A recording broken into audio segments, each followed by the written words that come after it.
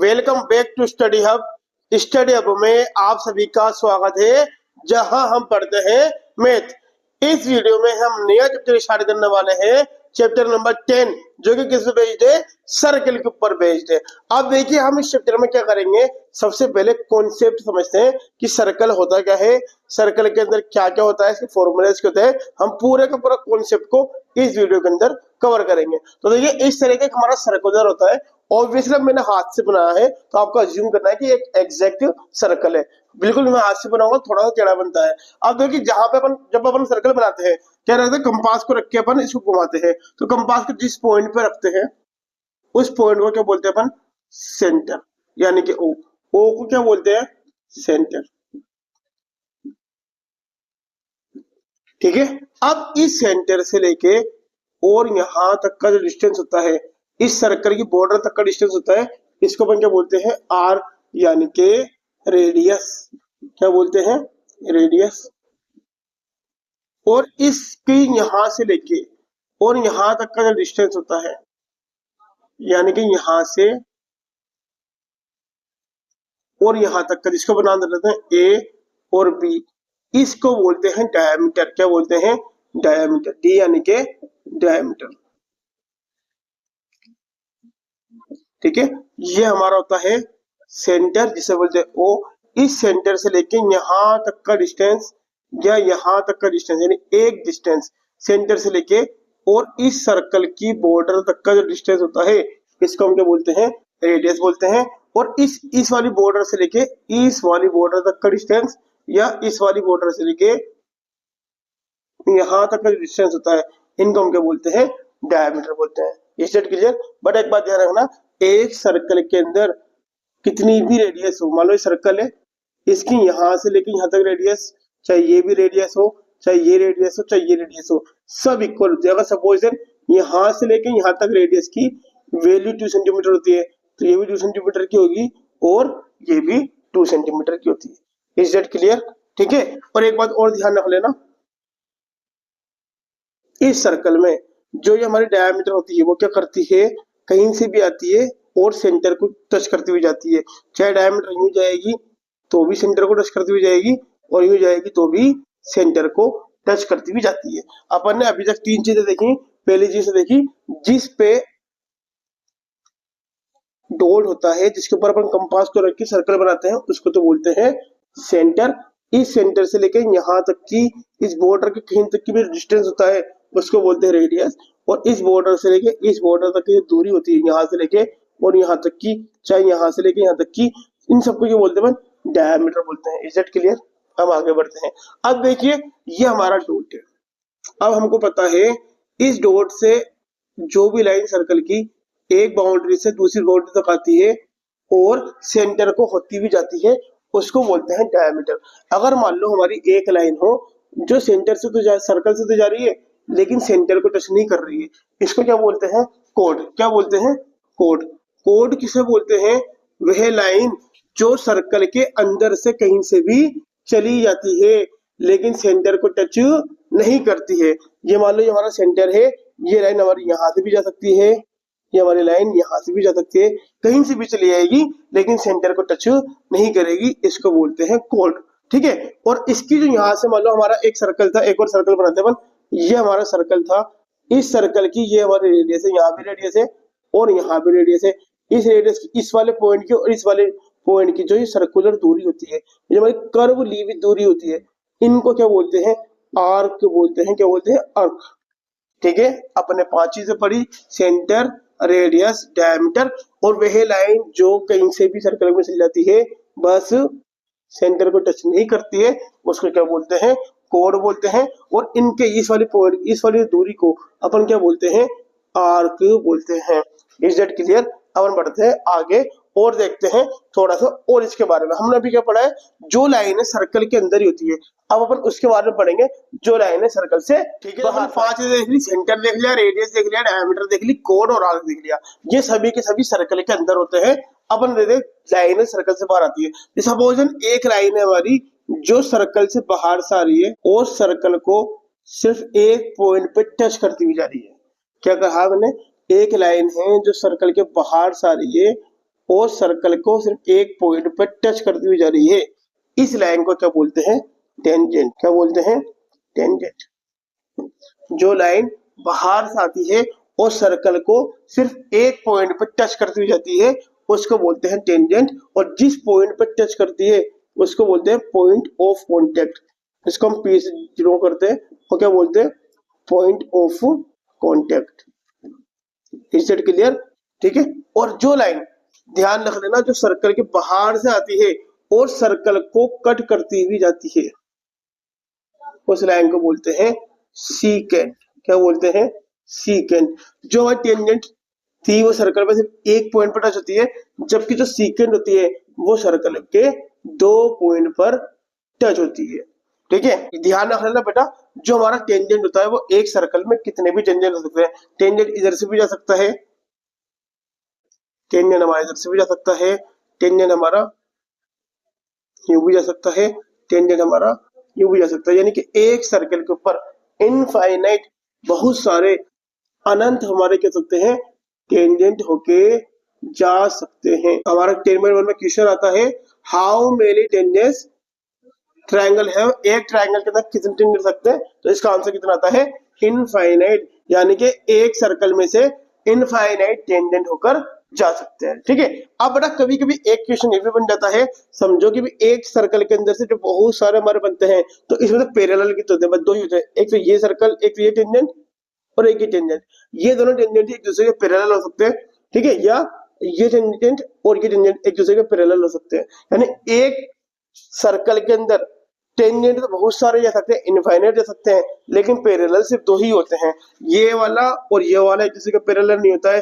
या यूं जा रहा है आपको ये पैरेलल नहीं, पैरेलल सिर्फ 2 ही होते हैं। वो कौन से होते हैं? जो आमने सामने होते हैं, या तो ये वाला हो और ये वाला हो, ये पैरेलल है, या कोई इधर से जाए या कोई इधर से, यानी 2 आमने सामने वाले टेंजेंट ही इसके पैरेलल होते हैं, इससे ज्यादा पैरेलल नहीं होते हैं। ठीक है, तो अपन ने क्या पढ़ा? सबसे पहले तो एक सर्कल है, सर्कल से जो लाइन सिर्फ बाहर से आती है, सर्कल को टच करती हुई जाती है, उसको बोलते हैं टेंजेंट। क्या बोलते हैं? टेंजेंट बोलते हैं। और जो पॉइंट टच करती है उसको बोलते हैं पॉइंट ऑफ कॉन्टेक्ट। क्या बोलते हैं? Point of contact. और जो लाइन बाहर से आती है, सर्कल को कट करती हुई जाती है और 2 पॉइंट पे टच करती है, कितने पॉइंट पे टच करती है? 2 पॉइंट पे, ए और बी, इनको हम बोलते हैं सीकेंट। ठीक है। और एक सर्कल के ऊपर से इनफाइनाइट हमारे इनफाइनाइट क्या जा सकते हैं? टेंजेंट जा सकते हैं, इसका कोई दिक्कत नहीं। लेकिन जो टेंजेंट होते हैं वो पैरेलल सिर्फ 2 ही होते हैं। टेंजेंट, ये छोटी सी बात और देखो, हमको ये बताया जो लाइन सर्कल को टच करती हुई जाती है इसको टेंजेंट बोलते हैं। ठीक है। अब जो टेंजेंट होता है, ये टेंजेंट से ये टेंजेंट और ये हमारी रेडियस, ये हमेशा कितने डिग्री का एंगल बनाती है? 90 डिग्री की। ध्यान रख लेना, अगर हमारा टेंजेंट ऐसा है तो हमारी रेडियस कितनी होगी? ऐसे। अगर हमारा टेंजेंट कैसा है? ऐसा है, तो हमारी रेडियस कितनी होगी? ऐसे होगी।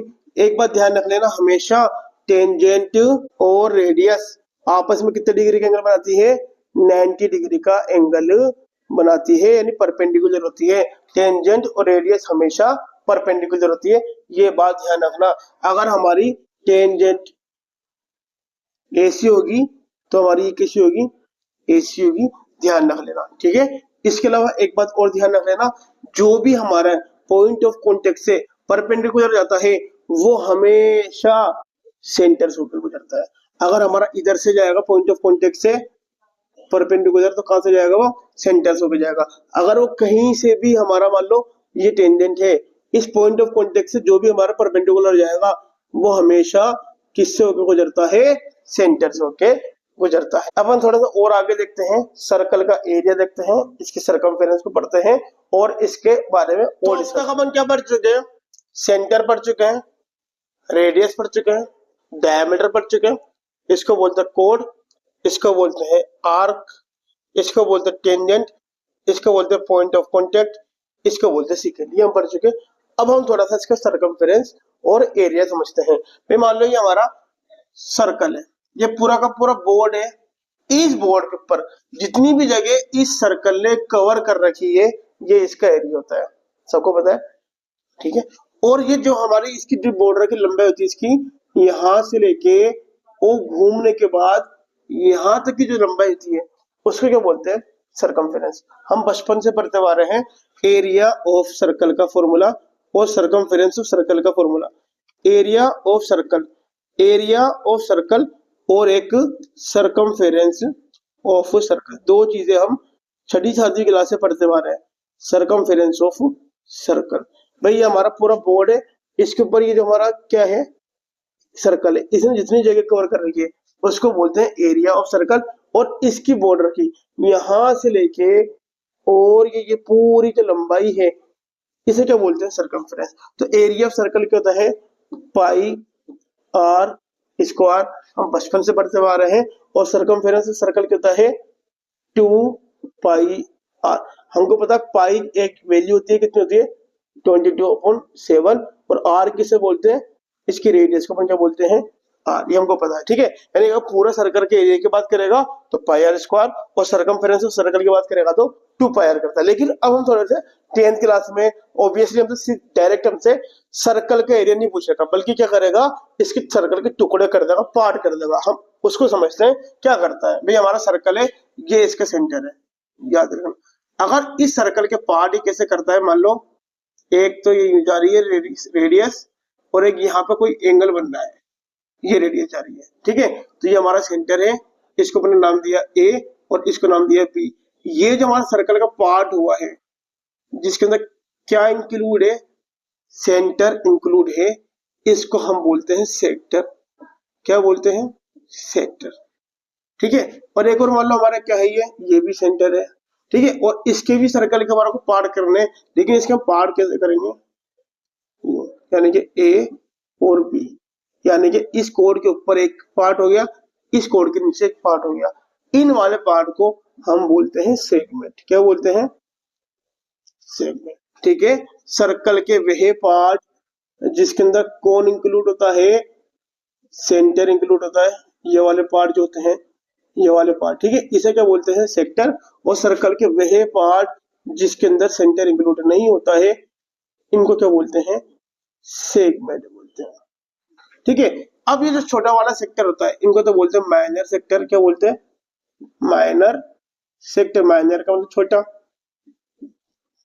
और इनको क्या बोलते हैं मेजर सेक्टर। क्या बोलते हैं मेजर सेक्टर। सेम इनको क्या बोलते हैं माइनर सेगमेंट। क्या बोलते हैं माइनर सेगमेंट। और इनको क्या बोलते हैं मेजर सेगमेंट। तो हमारे को इनके एरिया पूछता है। ये वाली चीजें जो हमारा बेसिक है, ये हमारे चैप्टर नंबर 10, 10.1 और 10.2 में काम आएगा। ये वाला जो बेसिक है हमारा 11.1 और 11.2 में काम आएगा। लेकिन हम क्या कर रहे हैं पूरा कॉन्सेप्ट देख रहे हैं, तो पूरा कॉन्सेप्ट हम इसी वीडियो में समझते हैं, ताकि जब हम 11.1 पढ़ेंगे तो हमारा को ये क्लियर हो जाएगा। ठीक है, तो हमारा एरिया ऑफ सेगमेंट, देखो हमको पता है जो हमारा सर्कल होता है, पूरे सर्कल का जो एंगल होता है कितने डिग्री का होता है 360 का डिग्री होता है। ठीक है, फिर यहाँ से लेके जो घूम के वापस आते हैं कितना रहते हैं 360। हाँ वही 360 कितने डिग्री होता है 360 डिग्री होता है। ठीक है, तो हम हमारा जो ये एंगल बनता है, भाई मान लो हमारा सर्कल था, ये सर्कल है, इसके ऊपर ये हमारे रेडियस है, और ये हमारा इसके ऊपर 60 डिग्री का एंगल बन गया। कितने डिग्री का एंगल बन गया 60 डिग्री का। जो 60 डिग्री का एंगल बना, अगर हमें इसका सेक्टर निकालना है तो ये एंगल होता है, इसको तो बोलते हैं थीटा।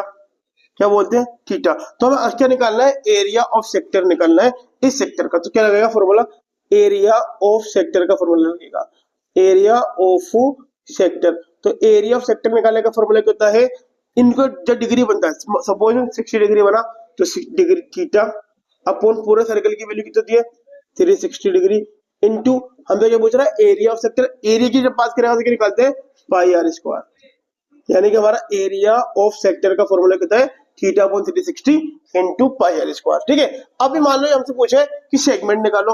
अब सेगमेंट निकालने का तो उसने हमारा को फॉर्मूला बताया नहीं रखा है कि भाई ये हमारा सेगमेंट होता है, सेगमेंट होने निकालने का फॉर्मूला तो इंसर्ट ने हमारे को पता ही नहीं रखा है। तो अपन क्या करते हैं पहले यहां से यहां अपन मानते हैं कि ये रेडियस खींचेंगे, इसको नाम देंगे ओ। अब क्या करेंगे पहले अपन ये देखो ए ओ ए बी और ए, ये हमारा क्या बनना है एक सेक्टर बनना है। हम पहले इस पूरे सेक्टर का एरिया निकालते हैं। ठीक है, उसके बाद क्या करते हैं बीच में क्या बनना है हमारा ट्रायंगल बनना है, इस ट्रायंगल का एरिया निकालते हैं। क्या ट्रायंगल देखो इस ट्रायंगल का एरिया निकालते हैं। पहले हम पूरे सेक्टर का एरिया निकालते हैं, उसके बाद हमारा ट्रायंगल बनना है, ट्रायंगल का एरिया निकालते हैं और फिर क्या करते हैं, पूरे सेक्टर में से ट्रायंगल का एरिया को निकाल देते हैं, हमारे पास इसका एरिया बच जाता है। ठीक है, तो ये हमारा होता है कॉन्सेप्ट बेसिक। आई होप आपको पूरा का पूरा सर्कल का कॉन्सेप्ट, बेसिक फॉर्मूलाज, सर्कमफेरेंस सब समझ में आए होंगे। अगर वीडियो अच्छी लगी है तो आपको क्या करना है, लाइक करना है, हमारे चैनल स्टडी ऐप को सब्सक्राइब करना है। अब मिलेंगे नेक्स्ट वीडियो में 10.1 के साथ, तब तक के लिए पढ़ते रहना है। बाय।